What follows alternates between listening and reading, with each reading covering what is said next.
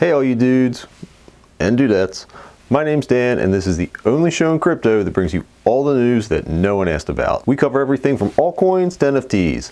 This is the countdown to the bull run. Here is what seems legit. So what's popping in crypto this week? Ethereum be popping, straight on fire. You just say fire. And I'm fired. Okay. So Ethereum's introduced a new NFT token standard called ERC-404. ERC-404 the house! Yep, keep on going. Please see yourself out.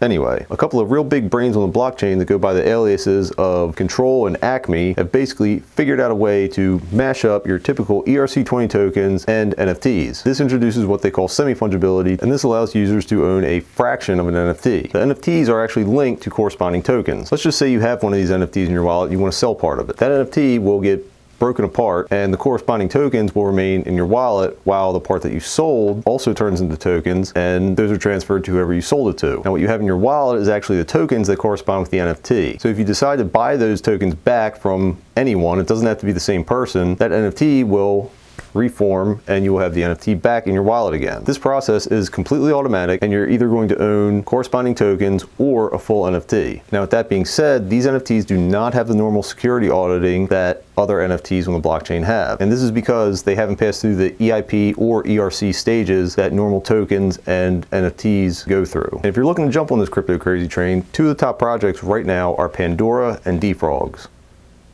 That frog got a mullet?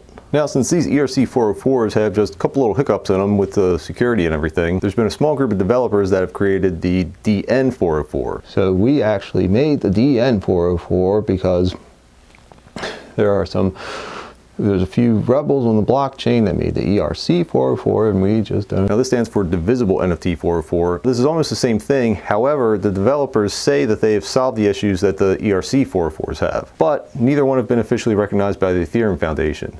And the ERC-404s are just kind of cooler because they don't comply. Stop, hold up, wait a minute, let me put the 404 up in my back. And while we're on the topic, your king with a capital E is back. Not that king. That king. Stop it. Anyway, Ethereum NFT sales surged last week, topping $148 million, leaving Solana totally in the dust with just shy of $40 million. Well, what's going on with this? Everybody's trying to get their hands on one of these cute little guys called Pudgy Penguins because they're developing Pudgy World. It's an interactive metaverse that they're creating that you're going to actually be able to play on one of those brand new Apple iVision headsets. Now, Pudgy Penguins have been around for quite some time and do have quite a little lineage of their own. They were able to raise $9 million in a seed round back in May of 2023, and then several months later in September go on to release toy versions of the NFT in Walmart stores. Now these pudgy little guys have become so popular, they're actually giving the Bored Ape Yacht Club a run for their market cap. Now they might just be able to wrestle them into submission because no one's forgotten about Yuga Labs' Legends of Mara incident, where users were basically promised a free NFT for playing the game, and when everybody just ran to go mint it, gas prices just shot straight through the roof because everybody was trying to mint these things at the exact same time. Now, Yuga Labs did come out and say that they would give all the affected users a free but different NFT to make up for the high gas costs. And now just one more little tidbit about Ethereum. May 23rd is the deadline for the ETF approval, and Franklin Templeton, one of the applicants, has put in a just small little disclaimer stating that they would like to be able to stake the Ethereum that they acquire to back this ETF with. This would put them in the position for staking rewards and voting power. Now this doesn't seem like a big issue at first, however, when you have giants like BlackRock that own borderline everything in the world, they're going to jump on the bandwagon and they're going to have significant voting power. Real quick, can you shut up about Ethereum? Don't make me come over there. I lied. One more little tidbit. Break out your cutlery because the Deacon upgrade is on March 13th. And what's going on with Solana? They were involved in the Crypto Cap Royal Rumble, which we were going to send the news crew to, but we couldn't afford camcorders for. And my cousin John was already going, so we got him to send us a picture of the action off of his Nokia 4300. And while Solana does appear to be the clear victor here, they were unable to get the pin, and Binance was able to overtake them over the weekend. Bro, did you see he hit him with the Solana suplex? Bro, I thought he had him.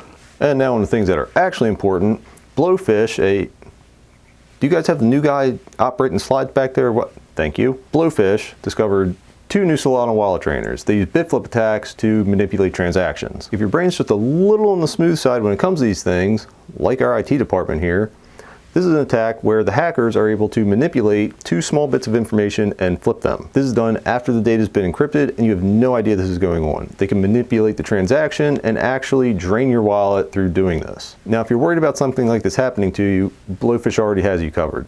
You can go to their website and download their app, and they have a version you can use for free. Okay, so who's a crypto trader? Yo, put your hand down. Better yet, who's a crap coin trader? Definitely put your hand down. Then you've more than likely heard of BonkBot, and you're probably already using BirdEye. So these two are teaming up, and they're putting a link in BonkBot to BirdEye so you can access data faster and trade more effectively. And to kick this off, they were hosting a 100 million bonk giveaway to one lucky trader, and that was not us.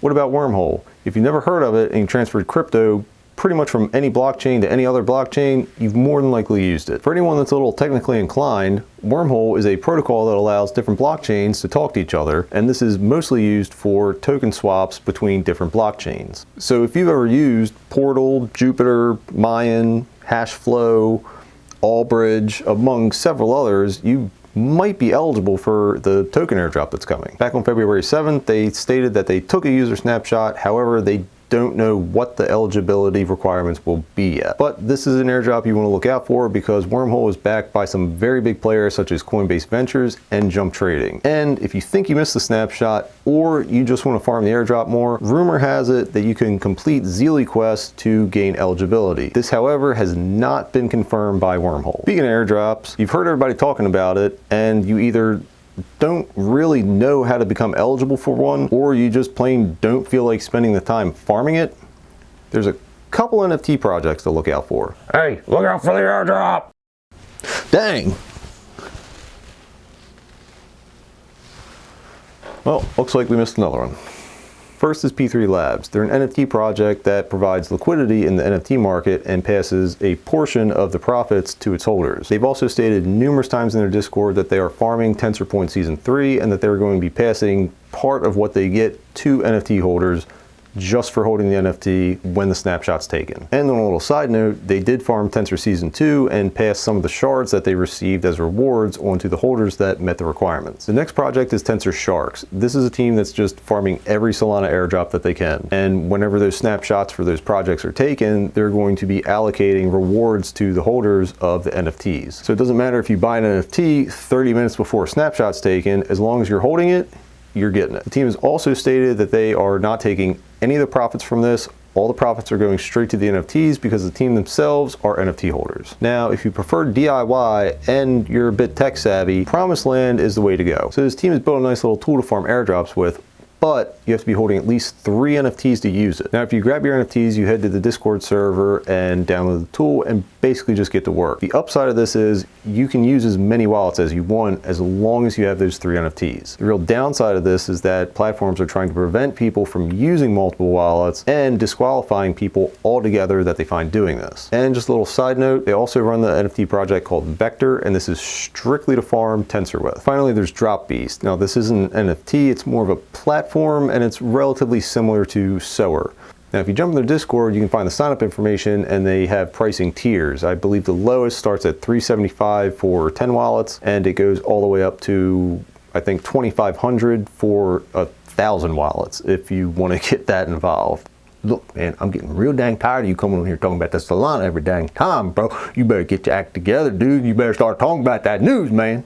You got it. Everybody's fourth favorite stablecoin, MIM, has suffered a depegging incident. The hackers were able to mint a massive amount of MIM tokens using very low liquidity after attacking the smart contract through exploiting a rounding error in it. Now, after the project developers stepped in and were able to get everything under control, they stated that they're going to be using DAO treasury funds and buy MIM off the open market and burn it in order to try to get the coin back on peg. And in other hacking news, the PlayDApp platform was hacked not once, but twice for approximately $290 million worth of their native currency play. The hackers were able to access the platform's backend and add an unauthorized wallet to it. This allowed them to compromise one of the private keys used on the platform and allowed them to mint tokens. The first incident happened on February 9th, where they were able to mint roughly $31 million worth of the native token. And then on February 12th, they decided to double down and come back and mint $250 million worth of the native token. Now, if you take a look at the chart, you can see where they started selling all these tokens that they minted. PlayDep stepped in as soon as they could. They ended the smart contract and they contacted all the exchanges that the hackers were using. I'm gonna hack this guy.